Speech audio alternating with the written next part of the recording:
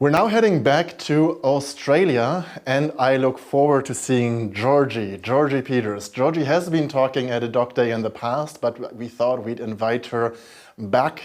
Georgie will be talking about eating disorders, and we thought this was a very important topic back then, but specifically today, as we talk so much about stigma. It has so far been more about stigma and complications and stigma towards other types, but there's also a lot of stigma regarding eating disorders, not only from the outside, but also within the community. And I think that this is something that you want to talk about as well. Georgie, I look forward to your presentation or talk.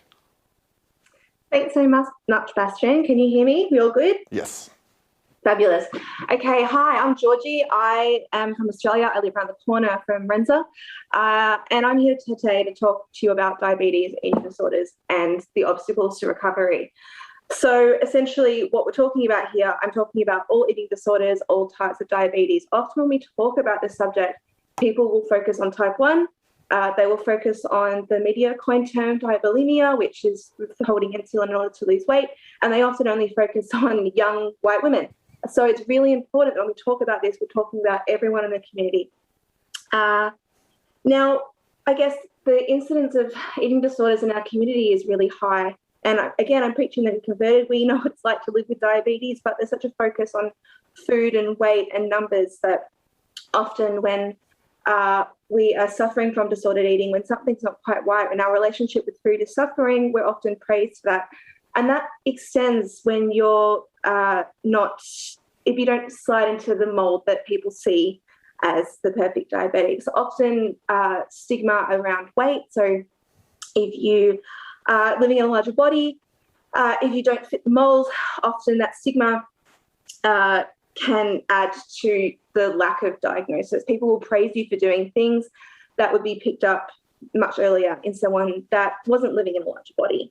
So essentially, the obstacles to recovery when we're living with an eating disorder and diabetes, there's quite a few of them. So the first thing, as I've said, it's not seen as an eating disorder. Whether you're suffering from anorexia, from binge eating disorder, from bulimia, a lot of the behaviours that people are able to see manifest themselves as good diabetes management. So it's often not picked up early enough, not as early as it would be in people without diabetes, right? A lot of the time, if your A1C is perfect, your time in range is really good, people don't often delve deeper than that. And that's a real obstacle to, one, identifying an eating disorder, and secondly, getting help for it. Another obstacle that we face, again, as I've said, if you're not the ideal weight, that's often an obstacle in itself.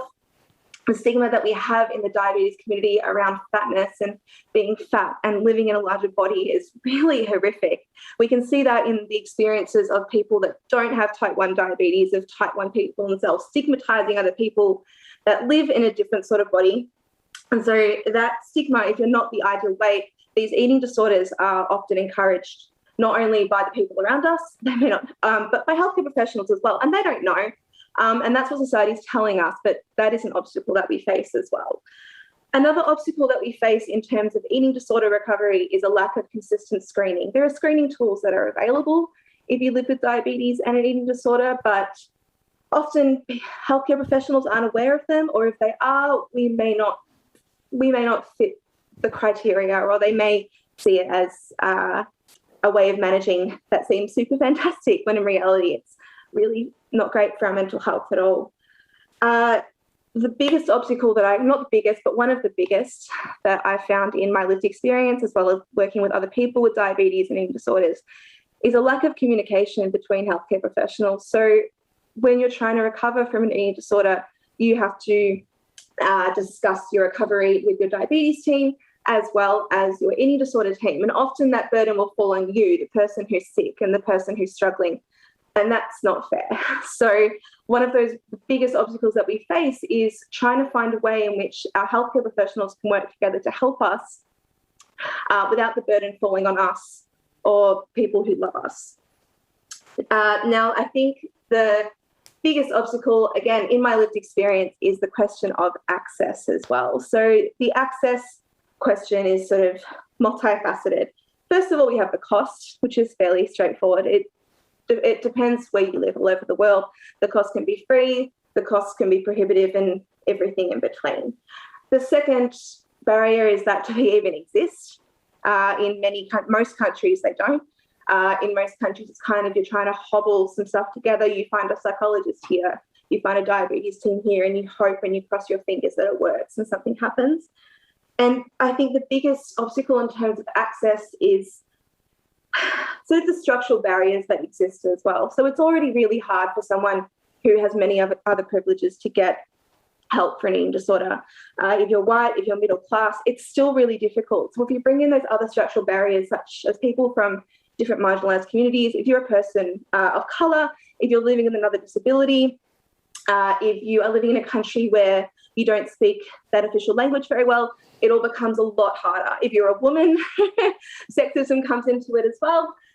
So there are all these barriers that sort of come up against it when you're trying to seek help. So it is really important that we talk about living with diabetes and eating disorder. It's important that we raise awareness of it, but the most important thing that we do is to start working within our community to remove these barriers, because we can talk about it and we can talk about it and we can say how terrible it is, but until we start working within our community to break down these barriers and make sure that everyone has access and the ability and the, I guess, desire to pursue recovery, we're not going to get any further. So essentially, my key takeaway is, Bastian, we need to smash these obstacles in front of us in order to pursue eating disorder recovery within our diabetes community. Thank you very much, Georgie, for smashing it and getting that message out. It's always great to have you talk about this. No. Wonderful. Thank you very much. And I just want to say one thing. I know you and Renza are in Melbourne. You are, as Renza yesterday told me, the city that I think in the world has been under lockdown for the longest. So I'm just sending you lots of positive energy towards Melbourne, hoping that you can open up soon. It's just something that crossed my mind spontaneously.